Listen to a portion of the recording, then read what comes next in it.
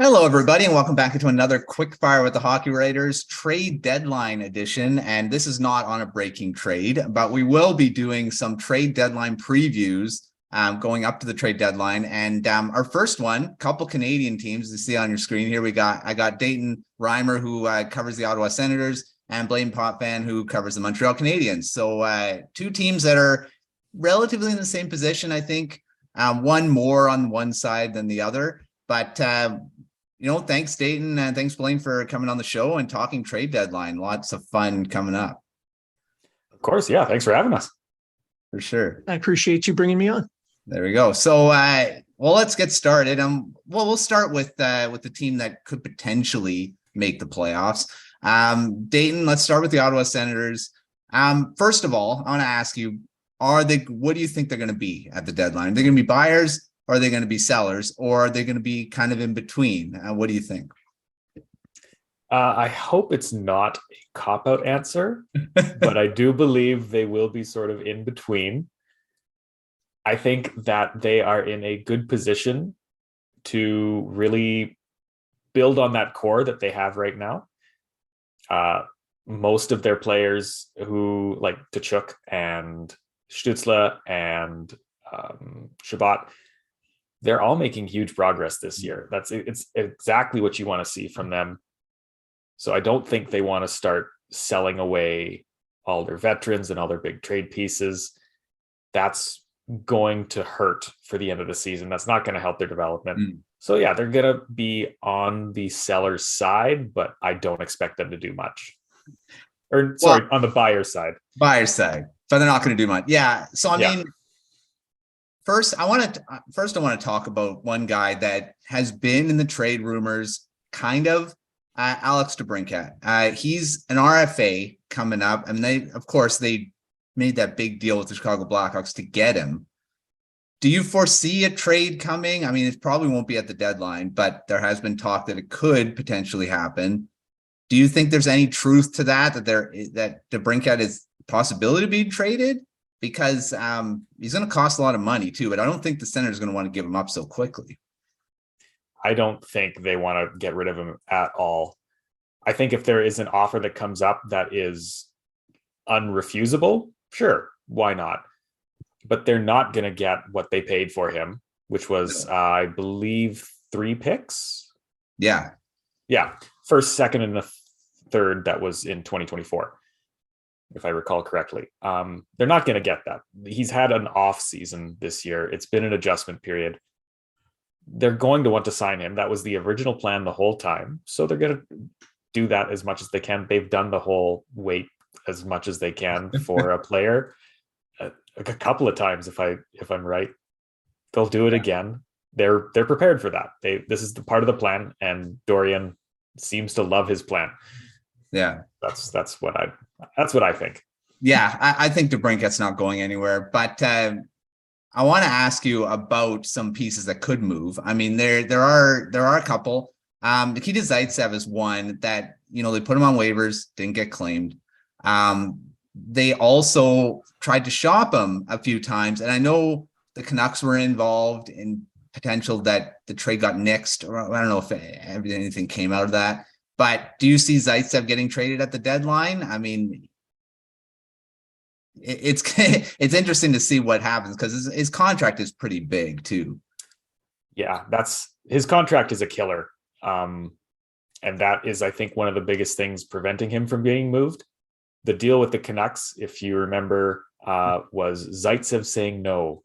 He did not want to go to Vancouver, which, I don't know. If you look at where Vancouver is now, it maybe was a good call on his part. Doesn't make anything easier for the Senators, though. Things have ramped up, though. I've read a few reports that they are actively shopping him. There might be a few teams interested. He is still a right shot defender. That's almost gold, and even if they are depth, because everyone seems to need one. And yeah, Dorian has also proven that he can move a difficult contract by adding sweeteners. Yeah. No one was going to take Murray, and then he threw in a few draft picks, and now he's having a resurgence in Toronto. good for him. I think Zaitsev could be a similar case. There's a report that apparently a second round pick could be attached to him, which may be a little bit tough to give away, especially this year. But you do what you got to do. Yeah. And then finally, I mean, Cam Talbot. I mean, he's an unrestricted free agent coming out of this season. They got him to be their goaltender. I mean, he's been up and down this season. He's been injured as well.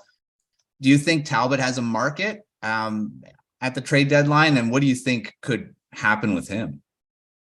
Yeah, I think someone wants to add a veteran goalie who is proven to be very consistent. In Ottawa, he hasn't had the greatest season, but in Ottawa, there is no defense. So it makes sense why he would not have a good season. He's actually putting up slightly worse numbers than Murray did. It's not the goaltender's problem. Yeah. So I think they could get something from him. I think that there are a few teams that would poke around. I don't think it'll be a lot, maybe a couple of picks, maybe a minor league prospect. If they're looking to move on from him, though, I don't think that's a terrible decision.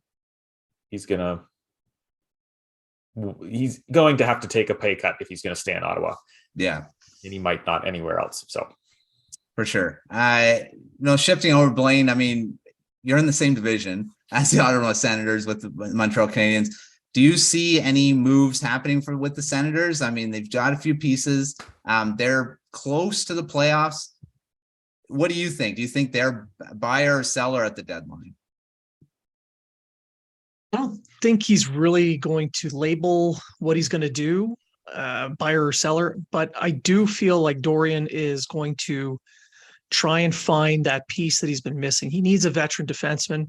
Now's a good time to pick one up. They've got the options. They've got some young players that they can move out to grab one of these guys that contending teams may be willing to take on.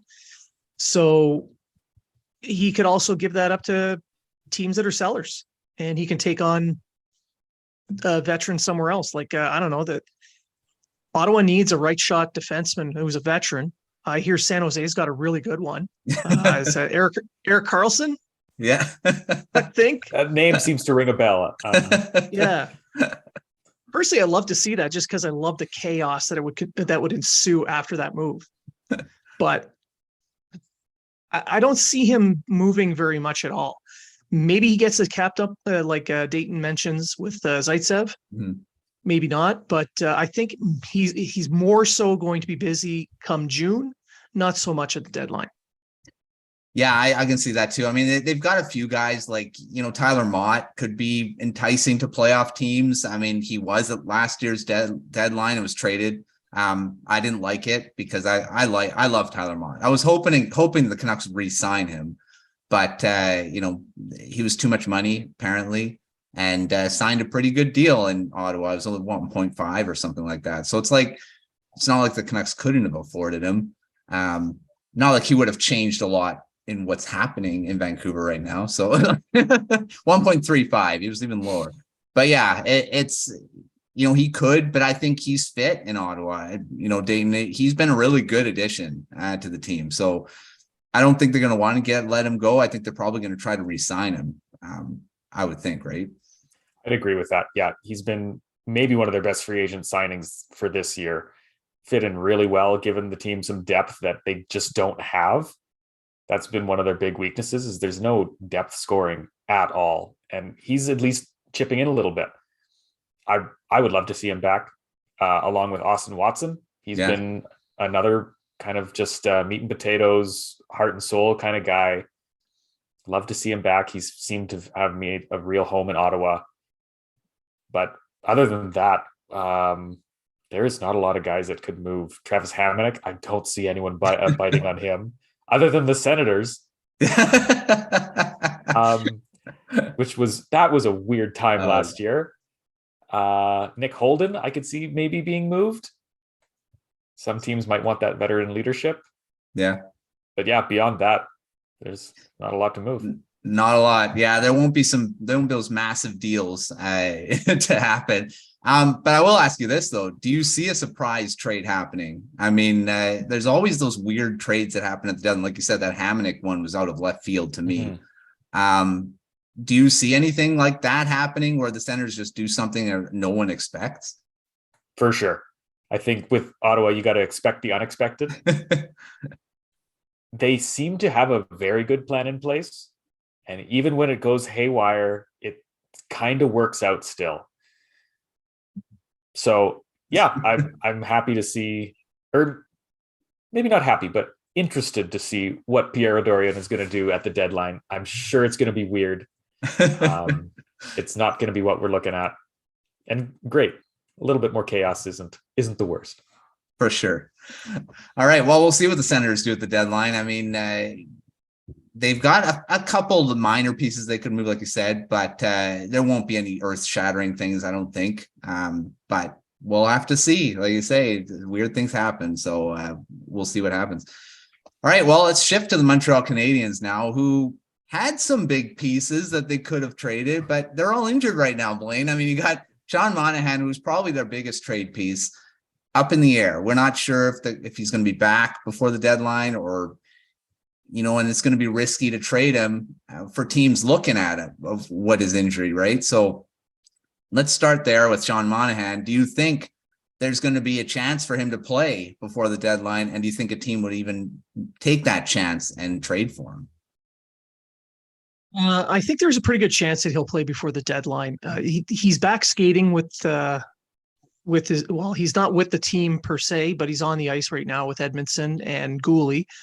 And he was seen walking around town without any issues, no limp, no boot, no prosthetic, nothing. So he's looking like he's recovering well. Because it was his foot that was the issue. That he blocked that one shot, and he played a couple games out west, and he left the game when they were playing the Canucks. Hasn't been back with the team since, but I do feel like he's going to be able to play before the deadline. And I do think there's going to be teams willing to take a chance on him, especially if Hughes is willing to eat 50% of his cap, which by all accounts, that's the case. The issue is anyone willing to give up a first round pick for Monahan? And that I'm not too sure on, but if he were able to get a second round pick, I still think that's a very, very good return for Hughes, considering the fact that he's already taken a first round pick just for taking him on. Yeah. All right. Yeah. That's the thing, right? It doesn't matter what he gets. He's going to get something for, extra, whether he's already gotten for him. So, and that was getting him. So it's very true. And there's been, there's been talk about the Colorado Avalanche being a team that could potentially be interested in him. We'll have to see. Do you see a team like the Avalanche? Who do you think could be interested in him? Well, there's a handful of teams that are looking for centers, and I know Monahan interests the Colorado Avalanche. I've heard some rumblings about the Carolina Hurricanes, because they're looking for a cheap alternative to some young guy that they offer sheeted that's just completely crap the bed. What's his name again? I think it's Kotka. I can't remember, but no, they're looking for centers. They're looking for something cheap, and Monahan could fit that bill. So maybe he goes to one of those places. But there is a market, and I do think that once they figure out what's going on with Ryan O'Reilly, then the market will settle in on Monahan. But until then, O'Reilly's the guy that everyone's going to be hunting. Yeah, for sure. Dayton, what do you think about the Monahan situation? Do you think he's getting dealt at the deadline? And who do you think could potentially be interested in him? If he's on the ice, I think it's a great chance that he gets dealt. That seems to me like the example of a deadline move is a guy who is only there for a short time. They brought him in and they're selling him for parts.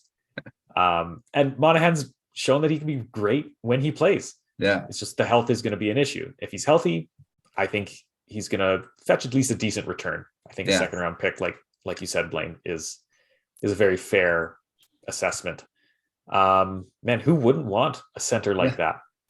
I think anyone heading towards the playoffs has a great, or at least going to keep an eye on where O'Reilly goes, and then if they can capitalize on Monahan. Yeah. So yeah, it's up in the air. I think anyone could be in on that. For sure. And you're looking at what he's done with Montreal Canadiens this year. I mean, the Canadiens have been bad without him in the lineup. So it's like, he's been a big part of the team. And I don't think a lot of people anticipated that when he was traded to Montreal. So, he's been really good this season. It's unfortunate he got injured, because I think he could have fetched a first round pick if he was, healthy and playing and still producing, is what he's been doing. Really good on faceoffs. Like you said, he's like an ideal centerman for teams that are looking for him. And they're not going to be, and he's not going to fetch the same as what Ryan O'Reilly will get. So, I mean, he's that cheaper option, but he could be a guy that's an under the radar addition to a playoff team to potentially be like a Lehkonen or something like that for the Colorado Avalanche. Again, getting them from the Montreal Canadiens. So it'd be funny if that happened, where they got Monahan and he helped them win another cup. So that'll be interesting. I don't know about funny, because that would be the third Stanley Cup that the Canadiens have handed Colorado, and that might hurt some folks here in Montreal. For sure. Yeah. It'd be an interesting development if that happened, for sure. And then if he signed another contract with them too. He is older though. He's in his early 30s now, but he's 28. Yeah. Well, I mean, it's not that old then. But yeah, it's going to be interesting to see what happens with Monahan. Another guy, Jonathan Drouin, who's probably not, I mean, again, if he was healthy, he'd probably be getting something. What do you think about Drouin? Do you think something could happen with him? I mean, teams have traded injured players in the past. Even if he's healthy, I don't know. He's had a really bad run of about 6 years in Montreal, and it's the injuries and the press and all of it. So I don't see anybody really wanting to take a flyer on him. So maybe, one of those 11th hour deals where a team is looking for a middle six guy on the cheap, then yeah, sure, I can see that. A team that's maybe willing to give up a 6th or a 5th round pick to try and make the playoffs, that kind of idea. Other than that, I really don't see much of a market for him. Yeah, well, that's the thing. And like you say, even if he's healthy, he is, again, another big cap hit as well. I mean, yes, he's on what is he? Is he on an expiring deal? He is. Yes. So I mean, it would be prorated, so it's not going to be as big of a cap hit, the deadline. So I mean, we'll see. I mean, it's going to be interesting with some of these players if they do get moved. It's unfortunate they're injured, because the Canadiens had quite a few pieces and now they don't because they have all these injuries. Yeah. But I will ask you this, Blaine, who else do you see being interesting pieces for playoff teams? And because there are a couple other guys that have term on their contracts that could still entice teams. So who do you see as being those pieces? I think the main one out of those remaining players that you're talking about, especially the ones with term, would be Edmondson. Now, he's day to day. He's expected to be back very soon. So playing before the deadline is going to help. There's teams that are really looking for defensemen. There's several teams. I mean, you could look at any contending team and say, they want an upgrade on defense. But teams like Washington, who have no defensemen left over for next year, could be looking for someone that has some term. Winnipeg likes making moves for players with some term because it gives them some certainty that they'll remain for a little while and they'll get a return on their investment a little bit better. I can see 5 or 6 different teams being in on Edmondson if he's available, and he may, because of a bidding war, if there's one that exists, may get Hughes that first round pick that he's looking for. Right. Like a 28th to 32nd overall type of thing. So have at her. I hope if he does move, I hope it happens for him. Another player that's kind of got some term and a little bit off the board is Christian Dvorak. There's some teams that could really use centers. He's got term. He's fairly inexpensive at about 4.45 with a couple of years left. And he's a guy who can play a two-way game, give you about 40 points.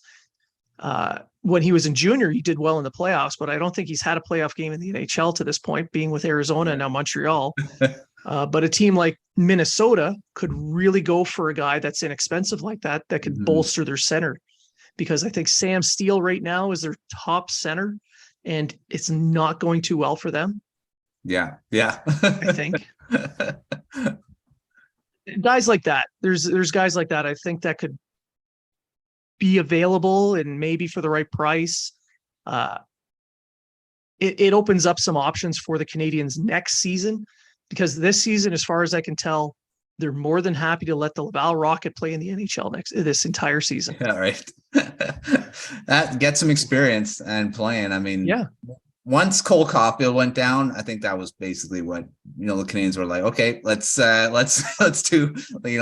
get some guys some experience. And well, it's just so many injuries too. I mean, you're looking at some of their younger guys have even gotten hurt as well. I mean, like I say, Caulfield and then Slavkovsky getting hurt long-term too. And, even the veterans, Gallagher, and we've already listened on a few other guys have been gone down, Caden Gooley too. And it's just, it's insane the injuries that have happened too. I mean, they were having a pretty good season before that, surprisingly. So yeah, no one was more surprised than the Canadiens. But I'm sure they're happy. Well, not happy, but they're going to get a really good draft pick again. And in this draft, it's probably the best to be losing, even for the Senators, Dayton. I mean, to getting a higher draft pick in this draft, it's good to get. So yeah, for sure. I would be surprised if the Senators did trade their first round pick just based on where they are, because I don't see them making the playoffs this year. No, you need the first round pick. If you have even if you have a middling chance with playoffs, I would not even try. Get as good of a first round pick as possible. And because in this draft, if you're in the 15 to 20, you're getting a really good player. So, this is the best time to be losing this year for the draft. So, and even for the Canucks, I hate when they win, because it just makes it worse. Don't be that middling team. It's not good. I mean, I don't mind. Keep winning. Yeah, right. All right. Well, one more question I want to ask you, Blain, is about, there's been talk about Montreal Canadiens going after a guy like Brock Besser, teams that are having these youngish type guys on the market. Do you see the Canadiens going after that? Because they are in a rebuild, but they're also wanting to have those guys that are in that, prime years, 25 plus. Do you see them going after anyone like that? Or are they just kind of going to, run the course, get their young guys going for this rebuild? The Canadiens are looking to get as many picks and prospects as they can get, but they're also on the hunt for a couple of older guys, because they want to layer it. Yeah. You don't want everybody to be 18 and 19. So yeah, they are looking for people who are around 22, 23 to fit that core group that they already have, who are 23 and under. Besser, I've heard some rumblings about him, but I wouldn't put too much stock into it, because he's as good as he is. He's not the style of player that the Canadiens have been looking for. He plays a different way. He's not as heady. He doesn't play with that pace that they're looking for. He's more of a lay in wait sniper type of player, which I think is great. The guy's scoring goals, can't go wrong, but with his cap hit and his age and the style of play, I would say probably not. Guys who are having underperforming seasons, I think, are people that they would be looking for, so they can maximize a possible return. So give up very little, or just take on the contract, maybe get an asset with it. For instance, Jesse Puljujarvi for the Oilers, who are going to be looking to bring people in, but they have a cap issue. Right. So the Canadiens could probably take on a player like that. plus a pick from the Oilers just to eat the cap. And the Canadiens are betting on their development team to work with these guys. And in a case like that, if the player doesn't turn out or doesn't play well with the Canadiens, they could just walk away from him and hold on to the pick. There you go. And add more to that draft stock if they keep adding prospects, keep getting them, because you can trade prospects to get. And that's what depth is not a bad thing. You have a bunch of players that are similar players. You can trade one of them to fill another need. The San Jose Sharks were famous for that for a number of years, where they trade prospects to fill needs because they just had so many of them. Not so much now, but in the past they used to do that. Let's shift this over Dayton. Do you see the Senators doing something like that? Because they are still that young team, similar as the Montreal Canadiens too. They got a lot of young guys and some kind of middling, those veterans. Do you see them adding at the deadline those type of players? I'm not sure if Besser was connected to them or not, but do you see like even like a Puljujärvi as well? Because they could be looking at that too. What do you think? Yeah, I haven't heard anything about the Besser move to the Senators. I think that's unlikely. He would essentially replace DeBrincat. So if that contract negotiation is going poorly, maybe it happens. But I don't see that happening. Adding Puljujärvi would be great. I like when the Senators take a chance on these young guys. Yeah, I think that is the type of player they're going to be looking at, is sort of that 24 to 28, has a bit of term left, and can really support the core that they've worked so hard to develop and bring together. And they're such a good young core. I think right now they're rivaling the likes of the Sabres in just putting together a really good young group of forwards that will carry their team. Yeah. They now just need to fill out around those guys. So if they can make a move, I think that would be great. I don't see it happening. I think a move like that would happen more so at the draft or in the off season. That's just how it seems to happen with the Senators. I think if anything's going to happen right now, it'll be for a defenseman. That is their biggest need. They need one of those top four guys to help out Sanderson and to just take a little bit off of Shabbat's plate still. If they can make that happen, that is going to be their top priority. If not, I think they're going to be pretty confident to sit and wait this one. Yeah. And well, it'll all depend on what teams kind of offer things too, right? Because they're totally, things can come out of nowhere. Like you offer, I was saying, okay, yeah, we'll do that. So, yeah. So it's going to be interesting to see what both the Canadiens and Senators do. To finish off our show here, let's get some quick predictions. So, Blain, first, over under on how many trades the Canadiens do at the deadline. On deadline day. Ooh. Not before. On the day itself, I'd say one. All right. Dayton, what do you think about the Senators? Over under on trades on deadline day? If we're using the betting lingo, I'd say 2.5. I think one or two deals is probably most likely what's going to happen. But yeah, it's just because they don't have a lot of pieces to move. There you go. All right. Last one.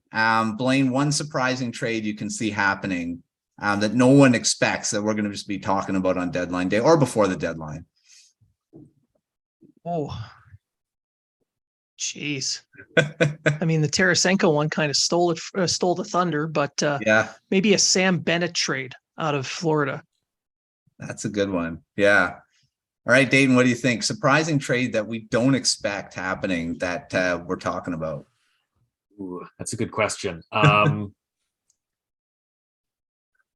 think it would be sort of surprising to see a Demko trade. Mm-hmm. Yeah. I don't think the Canucks should. I would be surprised if they did. I don't know. That would be kind of neat. Yeah, I don't see it happen again. Injuries, and because Demko's hurt right now, they're not sure when he's coming back. I don't know if the team's going to want to take the risk right now because they'd be banking on using him not this year, but next year. and in the future. So it's going to be interesting to see if that happens. I don't think the Canucks should trade Demko either. It's not something that he's on such a great contract, and the Canucks would have no plan B. I mean, unless they're going to all of a sudden signing a, like what they did where they all of a sudden signed Ryan Miller in free agency after getting rid of, I can't even remember who they had at the time. I think it was Eddie Lack and some other guy. But I think they shouldn't be giving up on Demko yet. He's 26? He just turned 26. He's in that prime years. He's got a few more years, $5 million. I mean, how many goalies are getting paid that are really good? So he hasn't been that good this year. Yeah, and I've toyed with the idea of what they could get for teams, but I'm not even sure. And that's the thing. I mean, the goalie that if they do, I don't know if they go for a goalie in the return, or again signing free agency or something like that. But not many good goalies are in free agency a lot of the time. So we'll have to see on that one. I'd be all for it. The tire fire that's going on in Vancouver, creating more chaos. Let's go. It definitely would create chaos if Demko was traded. That's for sure. I was surprised when they said he wasn't untouchable, because he used to be. So, I mean, it's going to be interesting. I saw the Horvat trade coming. I just didn't see it going to the Islanders, but Canucks are an interesting team to watch for the next few weeks. I don't know how many more trades are happening. I think the Besser trade happens, but I'm not sure how many others. And it's not fun writing about the Canucks right now, because almost every article is about trading someone. So, but it's gonna be interesting, the deadline for a lot of the teams. We don't have the two. I mean, Montreal may be an intriguing team. Ottawa, not so much. I mean, at the deadline, but like I say, surprising trades happen. Well, I said the last one, but let's go one more. Do you see Patrick Kane getting traded? I talked to Brooke about it, on the show when we were talking about Tarasenko, but we'll start with you, Dayton. Do you see Kane being traded, and who gets him? Yeah. I think the fact that we saw Tarasenko traded already signals that maybe Kane is way too expensive and he's not really on the market. So just based on that recent trade, I think he stays put. Well, it sounded like he was angry that the Rangers got Tarasenko and he wanted to go there. But Blain, what do you think? Do you think Kane is traded, and who do you think gets him? I do think he's going to get traded. And the Tarasenko trade to the Rangers, I mean, he's friends with Panarin. And we saw tonight, he's already gotten a goal off of a Panarin pass. So it's working for them. With Kane, I do see him getting moved. I think maybe a Dallas, because they need some goal scoring. They need a little bit of help there. Maybe the Kings. Maybe. Yeah. They've got the assets. Yeah, and that's the thing. Kings are going to be interesting to watch too. Again, lots of prospects, and they can trade and not be gutting their prospect pool. So, there's going to be some teams that are going to be interesting to see what they do at the deadline, going after these types of guys. And one thing about Kane, though, is he's got that no movement clause. So, I mean, he's going to, if he doesn't want to go anywhere, and the teams that are interested, if he doesn't want to go there, he's not going there. So, and that's the one thing about him, and same thing with Taves. They both have those no movement clauses that if they don't want to leave Chicago, they're not going anywhere. So that's always that hurdle for guys like that. But deadline's coming 3 weeks away today. So when we're recording this. So thanks, Dayton. Thanks, Blain, for coming on the show and talking trade deadline preview. We'll wait for the next big trade to drop, and we'll be here to react to it. So make sure you're checking out thehockeywriters.com for all the articles. Dayton's writing some. I know you have one in the works about the deadline as well. And Blain, that we've seen a bunch from you already. So take a look at both their coverage at the Hockey Writers. And of course, we'll have more videos like this coming up, reacting to any trades that happen, and more deadline preview shows as well. So keep it locked here, and we'll see you next time on another Quickfire.